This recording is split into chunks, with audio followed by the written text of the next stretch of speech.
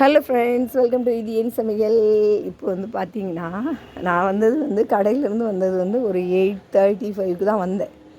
வந்த உடனே பின்னாடி இந்த இருவாட்சி பூவை பறிக்கிறதுக்காக தான் வந்தேன். அப்புறம் செடியில் கொஞ்சம் தண்ணி இல்லாமல் இருக்கு. நான் கிளம்பும்போது எப்பவுமே ஊற்றிட்டு போவேன், இன்றைக்கி ஊற்றலை. அதனால் இந்த பாருங்கள், இந்த செவந்தி செடியெலாம் அப்படி வதங்கி போய் இருக்குது பாருங்கள். அப்படி இந்த இலெல்லாம் அப்படி தண்ணி ஈரப்பதம் இல்லாமல் வாடி போய் இருக்குது. அப்புறம் இன்னொன்று காமிக்கிற பாருங்க, இங்கே எல்லா டேபிள் ரோஸும் தூங்குது பாருங்க. எல்லாம் தூங்கியாச்சு, அவங்களுக்கு டைம் ஓவர், அவங்க தூங்கியாச்சு.